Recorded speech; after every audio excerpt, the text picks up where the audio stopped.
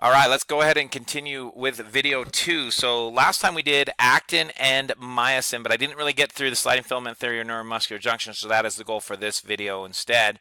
So let's look where we're at. So we were right here. We were drawing the sarcomere. We were talking about actin skinny, myosin's chunky. If you guys are still struggling with this, please watch the last video. But now what we need to do is we need to see what we're going to go to next. So if we look, this is where we were. We drew that. But now our goal is we want to zoom in on this even more. Now remember, I understand this looks scary, but don't be scared, okay? It's not too bad. You're going to be fine. I band light, A band dark. That's simple, okay? Blue, skinny, actin, red, chunky, myosin. Z line in between. Z line to Z line, sarcomere. That's it. So now we're going to do, this is a muscle relax, we're going to do a muscle contracting. So if you can see, when they contracted, the two Z lines get closer together. But in order to understand that, we have to zoom in on here. We have to zoom in on the cross bridges. So now for the rest of this video, I'm going to focus on one spot only, right here. Okay, where those cross bridges and actin come together to form a juncture. So if it's okay, I want to go ahead and draw that for you. So these are the guys you got to know next. So let's go and start with actin. Now you know actin is super skinny. So actin is a series of protein sticks that kind of usually when they come together, they look like a bunch of like billiard balls together. And I'll show you scientific pictures in a second. So that is actin. Okay, actin is a series of billiard balls, and I guess I could have made them bigger, but that's okay. Now I have to keep these billiard balls in line. So to get around these billiard balls, I have an extra feature to help me out, and his name is tropomyosin. I like to think of tropomyosin as a shoelace, okay? You'll see what I mean by him in just a second. He's a shoelace that holds everything together. So the shoelace comes in and he holds all these beads together. Okay, and then the last thing we need is we need someone basically to make sure actin does what he's supposed to when he needs to work. And so he has another protein structure that I'm always going to draw as a block, and his name is the almighty troponin.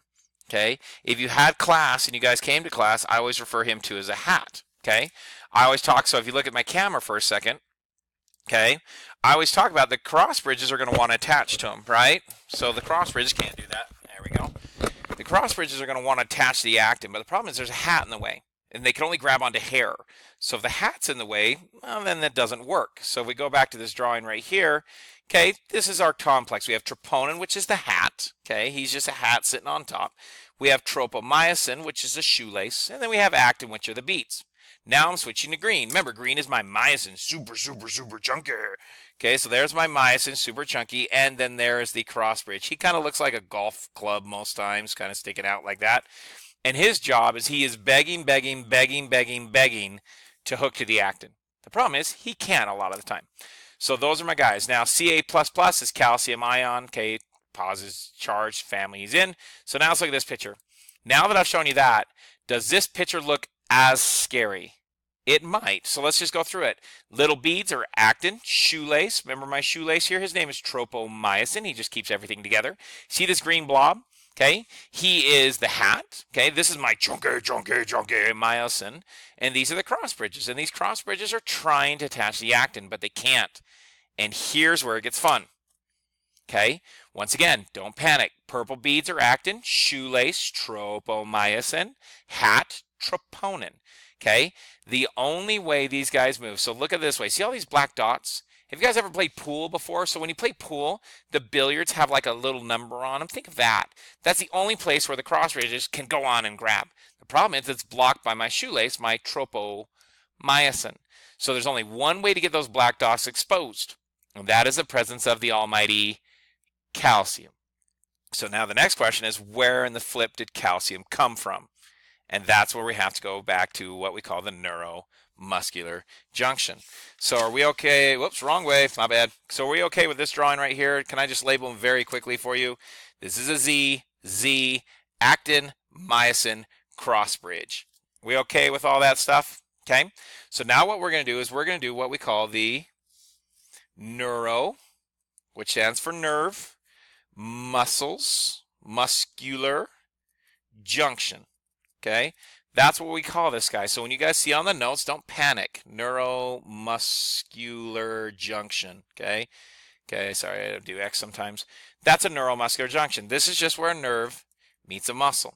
So here's neuromuscular junction 101. If this is a skeletal muscle, which I know it is because it is striated, it has my I band, A band, I band, it is striated, light, dark, light, dark, light, dark, light, dark. I know I have to consciously control him via a nerve impulse. You also know one of the characteristics of muscles is they have to be able to respond to stimulus, which is exactly what we're doing. So step one, I have to have a nerve impulse come down to this nerve. Okay, and in class we're getting a lot more detail. You get in the YouTube short version, but I think it should be enough with your detail notes to truly understand this. So the problem is a nerve impulse is an electrical form. It's electrical energy right now. And the electricity is going to run out of real estate. Sooner or later he's going to get to here. The problem is there is a gap between the nerve and the muscle, and he cannot jump that gap. Sometimes teachers call this a synaptic cleft, some call it a gap. Whatever teacher you have, just kind of learn both of them, I guess. And he can't jump that far. But what he does have is at the end of this axon, he has a bag of chemicals. Okay, these chemicals as a collection are called neurotransmitters. Now, we haven't talked about neurotransmitters too much, but you will in this class eventually. Neurotransmitters are like dopamine, serotonin, GABA. There's a lot of these guys. We only care about one. And he always goes by his abbreviation ACH. ACH stands for acetylcholine. Okay, acetylcholine is what makes skeletal muscles contract, and we'll talk about acetylcholine a little more in depth in class. So what happens is the acetylcholine gets released in this gap, and now we go back to the beginning of the map. Very high concentrated here, very low concentrated here, so he's going to want to go from high to low, so here he comes. Whoop, whoop, whoop, whoop. He's going towards the muscle. The muscle's a cell. You know that this is nothing more than a phospholipid bilayer. Okay, and on the phospholipid bilayer we have receptors. Okay, and those receptors are just waiting for acetylcholine to come. So when acetylcholine comes, this is exactly the conversation he has when he attaches to the muscle. So he's like, hey, I'm acetylcholine from across the street in the nerve. Hey, the brain really wants you to contract, so can you get on that for me, please? And the muscle says, you bet. But you know, and I know, that right now the freaking myosin cannot attach to the actin because tropomyosin and troponins in the way. And you know, and I know, there's only one way to move them. And that's the almighty who? Calcium. So that's exactly what ends up happening. Okay, so as soon as we get back here, acetylcholine, when he attaches, the muscle releases calcium ion throughout the muscle. Now this is stored in the ER. Now you guys remember ER, right? ER stands for endoplasmic reticulum. In your detail notes, please don't panic. They call it the SR. Okay, the SR is the sarcoplasmic reticulum. It's just a fancy ER only found in muscles. Okay, and so the SR floods calcium. It just floods the calcium out of the way. Now let's go back to this more academic drawing. As soon as calcium floods, notice where he attaches. He attaches to the hat, whose name is troponin. Once calcium touches troponin, then the tropomyosin moves out of the way, and the actin now is exposed. Now the actin is exposed, we are ready to rock and sock this thing. Okay, so let's take a peek at what we're going to do to rock and sock this thing. Once again, might look scary, but don't worry about it. So let's go to the stop picture first right here. I know this says number 5, but we're going to go ahead and start right here, okay? That green dot is calcium. You know calcium's there, and he's stuck on troponin, right? So where was our troponin guy? There he is. He's stuck on troponin. Tropomyosin moved out of place. See the black dots? They're now exposed. Now they're exposed, the cross bridge is like, finally, I get to stick. So he reaches across and he sticks to the actin. Once he sticks to the actin, he uses ADP, or ATP, really to pull him. And it's called the power stroke. You don't need to know that for MAP, but you need to know that he pulls it. Now the problem is he pulls it, and then he gets stuck. And he's like, crap, I can't pull anymore. So I need ATP to break him off, reset him, and guess what happens if calcium is still there? He will attach, he'll pull again, and then he's stuck. And then he's like, crap, I need ATP, and he'll attach and pull, attach and pull, attach and pull. Now go ahead and look at my arms and see if this makes sense, okay? I always do my actin like this because it's supposed to be skinny, okay? And I do my myosin like this because it's supposed to be fat. And my hand kicks down, because that's a cross bridge, okay? I always like to put something in front. Okay, if calcium's not there, it can't attach because troponin and tropomyosin are in the way. As soon as calcium is present, boop, there goes that guy, and you're like, oh, it's go time. And they can attach and pull. But then they're stuck. So they need ATP to reset, let go, attach and pull, attach and pull, attach and pull. And as they pull, guess what happens to those two Z lines? They get closer and closer and closer. and closer. And that's where this drawing comes in. So if we go back to this drawing right here, that's what this guy's trying to show you. Okay, it's trying to show you a muscle at relaxation and a muscle at contraction. So if you look at this, what's happening as these cross ridges pull, the actin and myosin are beginning to overlap. That's why muscles get bigger when you flex them, okay, because they overlap, okay? What happened to my H zone? Here's my H zone in the middle. See how it's completely gone now? What happened to my sarcomere? He shortened. What happened to my I band? It shortened. What happened to my H zone? It shortened. Okay, so basically the sarcomere is getting shorter and shorter, which is what muscles are doing. They're contracting or flexing. There's only one thing that stayed the same. The only thing that stayed the same is my A band.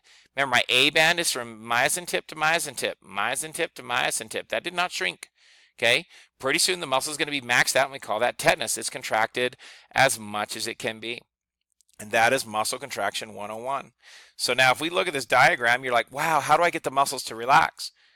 Well, we just go backwards. How come the cross bridge could attach to the actin in the first place? Well, because it was exposed. How did I know it was exposed? Well, what's that green dot? Oh, that's calcium. That's right. Well, how did calcium leak out in the first place? So we go back to this drawing. Well, calcium was at this guy because he was in the gap. Well, how come he was in the gap? Or sorry, that's acetylcholine. Calcium was in the muscle because he was released by acetylcholine. Acetylcholine's a neurotransmitter. Okay, how did this neurotransmitter get in this gap? Well, he was told to be there by a nerve impulse. So if you want the muscle to relax, guess what you got to do? Stop the nerve impulse. If you stop the nerve impulse, you stop ACH. You stop ACH, all of a sudden calcium's not released. If calcium's not released and it goes back into the SR, all of a sudden now we take this picture and we go backwards. Okay, so now let's go to this picture and go backwards. What happens if calcium goes away? Well, then troponin and tropomyosin get off, and then what ends up happening is that last cross bridge will pop off and he won't be able to attach again. So what happens when all of them pop off? The actin will slide back to normal. So it's pull, pull, pull, pull, pull, pull in the presence of calcium. Let go, slide when you're done. Pull, pull, pull, pull, slide. Pull, pull, pull, pull, slide. Now look at my detailed notes here, okay? Do you understand? This is why they wanted you to learn this. Actin myosin, sliding filament theory. Okay, describe what occurs at the neuromuscular junction. Neuromuscular junction is ACH gets released that tells the muscle to release calcium. Guys, I know this was a long video, but I'm telling you, this is going to be one of the toughest parts. So I really hope this gave you some information. So here's your review quiz. It's not really a review quiz on this one, okay? It's just more kind of what you guys want to do. I want you to watch this animation. It's just a dumb animation about sliding filament theory. It does a really, really good job, okay? Can we just end one more time, just one more quick review just to make sure you got it? If I want the muscle to contract, I got to start with a nerve impulse. The nerve impulse will release a neurotransmitter. There's only one I care about, and only one, and that's the almighty acetylcholine. Acetylcholine will go to the muscle and tell them to release calcium. Calcium then will go to, switching back a page, here, okay? So calcium will attach to troponin, okay? Once calcium attaches to troponin, this cross bridge can now finally attach and pull. The actin then will go in. Both actins will go in. So the H zone will start to disappear. The Z lines will get closer together. Okay, the I bands will start to disappear. The only thing that stays the same is the almighty A band, because this does not disappear. Okay, it stays there the whole time. And that's what muscle contraction 101 is. So once again, do me a favor, knock out that video. I hope it goes well. Thanks for watching. We'll see you on the flip side.